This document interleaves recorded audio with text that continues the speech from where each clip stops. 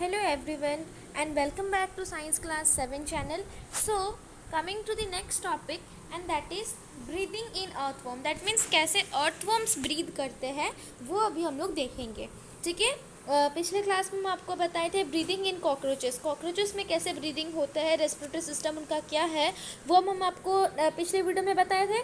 अभी हम लोग देखेंगे ब्रीदिंग इन अर्थवर्म कैसे ब्रीथ करता है वो हम लोग इस वीडियो में डिस्कस करेंगे. ठीक है. Earthworms have a soft slimming and moist skin. अगर आप अर्थवर्म्स को देखे होंगे सो वो बहुत ही सॉफ्ट और बहुत ही स्लिमी टाइप का होगा. दैट मीन्स स्लिमिंग, और उनके जो स्किन है वो बहुत ही मॉइस्ट होंगे. ठीक है. ये है अर्थवर्म का जो पूरा मीन्स बताया गया है कि वो उनका जो स्किन है वो पूरा सॉफ्ट स्लिमिंग और मॉइस्ट स्किन है. ठीक है.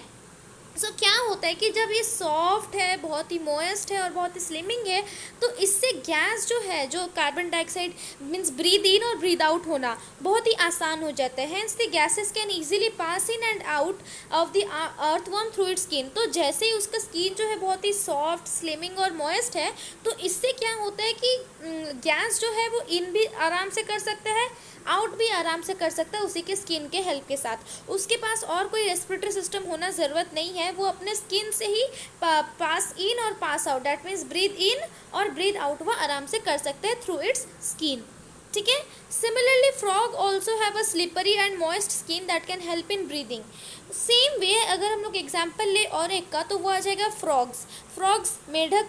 ठीक है. मेढक के भी जो स्किन है वो बहुत ही स्लिपरी है और बहुत ही मॉइस्ट है, तो उनको भी उसी स्किन हेल्प करते हैं ब्रीथ करने के लिए. बट एक बात हमेशा याद रखें कि फ्रॉग्स में लंग्स भी होते हैं. हम लोग की तरह फ्रॉग्स में लंग्स भी होते हैं और कभी कभी वो स्किन से भी वो ब्रीदिंग करते हैं. ठीक है. So this is all about breathing in earthworms. ठीक है. सो ब्रीदिंग इन अर्थवर्म आपको समझ में आया. हम आपको डायग्राम में भी हम आपको बता सकते हैं. सो ये है अर्थवर्म का पिक्चर. ठीक है. उनका जो बॉडी है वो बहुत ही सॉफ्ट है, बहुत ही स्लिमरी है और बहुत ही मॉइस्ट स्किन है उनका. तो इसीलिए आराम से कार्बन डाइऑक्साइड बाहर जाता है और आराम से ऑक्सीजन उनके बॉडी में अंदर आ जाता है. दैट मीन्स पास इन और पास आउट जो एयर होता है, गैसेस होते हैं, वो आराम से हो जाते हैं. ठीक है. इनके लिए कोई रेस्पिरेटरी सिस्टम होना ज़रूरी नहीं है, एक बड़ा सा रेस्पिरेटरी सिस्टम बिल्कुल नहीं.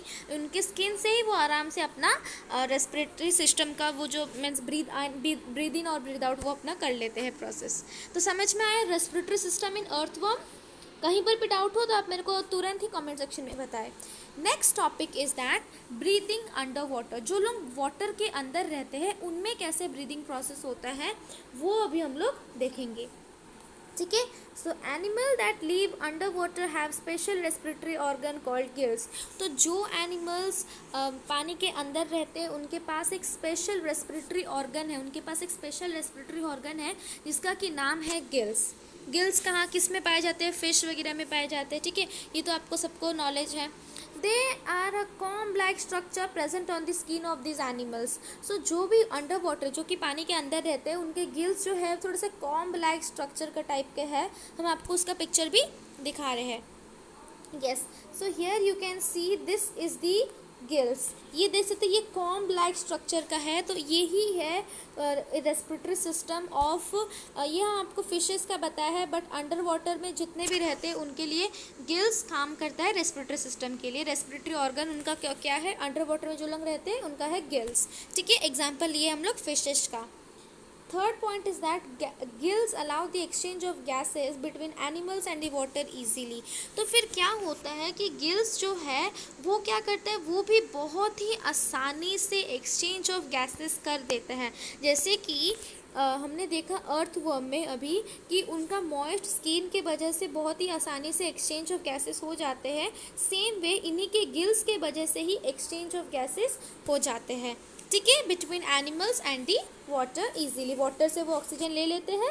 यू नो दैट वाटर में डिजॉल्व्ड ऑक्सीजन भी होता है. सो वाटर में वो ऑक्सीजन ले लेते हैं और फिर वो उसको और कार्बन डाइऑक्साइड वगैरह जो भी वेस्ट प्रोडक्ट है जो कि वो ब्रीद आउट करते हैं वो सब वो बाहर छोड़ देते हैं by the help of gills. उनका रेस्पिरेटरी सिस्टम गिल्स है, ये आपको याद रखना है.